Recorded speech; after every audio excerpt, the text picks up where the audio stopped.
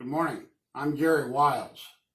House Resolution 109, recognizing the duty of the federal government to create a Green New Deal, or the Green New Deal resolution, is a thinly veiled attempt at controlling the United States and everyone and everything in it. Fortunately, it has not yet passed the House. The Green New Deal should be dead on arrival in the Senate. This is a laundry list of socialist objectives we've been hearing about for months now from the 2020 Democratic candidates for the President of the United States. It's just another attack on our free enterprise and free market systems, and seeks to bring everything about us and our day-to-day lives under total control of the government.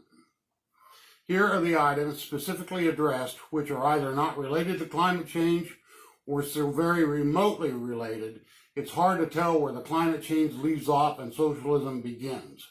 That's probably not coincidental. I've dispensed with sections and clauses and legal mumbo-jumbo and have listed these in a qualitative manner for ease of reading and understanding. If I mention anything more than once, it's because it's in the resolution more than once. And here is the list, and it's a long list. Climate change constitutes a direct threat to the national security of the United States by impacting the economic, environmental, and social stability of countries and communities around the world, and by acting as a threat multiplier. $500 billion in lost annual economic output in the United States by the year 2100. Adequate health care, housing, transportation, and education. Wage stagnation, deindustrialization, and anti-labor policies. Socioeconomic mobility and the erosion of the earning and bargaining power of the workers of the United States. Great income equality, including a large racial wealth divide amounting to a difference of 20 times more wealth between the average white family and the average black family. A gender earnings gap that results in women earning approximately 80% as much as men at the median. Systemic racial, regional, social, environmental, and economic injustices disproportionately affecting indigenous peoples, communities of color, migrant communities, deindustrialized communities, depopulated rural communities, the poor, low-income workers, women, elderly, the unhoused, people with disabilities, and youth, all known as frontline and vulnerable communities in this resolution. Create millions of good, high-wage jobs in the United States. Provide unprecedented levels of prosperity and economic security for all the people in the United States. Promote justice and equity by stopping current, preventing future, and repairing historic oppression to the aforementioned frontline and vulnerable communities. Upgrading all existing buildings in the United States and building new buildings to achieve maximum energy efficiency, water efficiency, safety, affordability, comfort, and durability, including through electrification. Help other companies achieve a Green New Deal.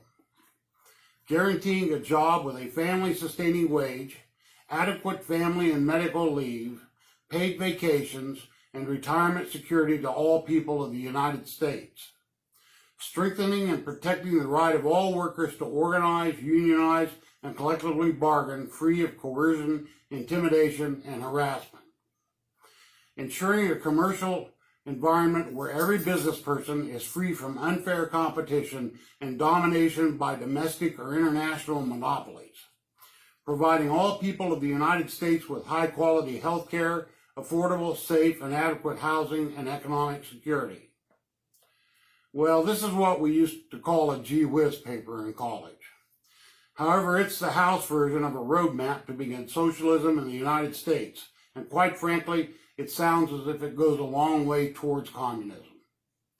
This resolution was sponsored by Congresswoman Alexandra Ocasio-Cortez, Democrat from New York, and was introduced on February 7, 2019. There is a lesser-known Senate version, Senate Resolution 59, a resolution recognizing the duty of the federal government to create a Green New Deal. It was sponsored by Senator Edward J. Markey, Democrat from Massachusetts, and was introduced on February 7, 2019 as well. That's probably not coincidental either. It addresses exactly the same things. These documents are socialist goals for controlling us after 2020. They actually have very little to do with trying to control the climate change. Thank you.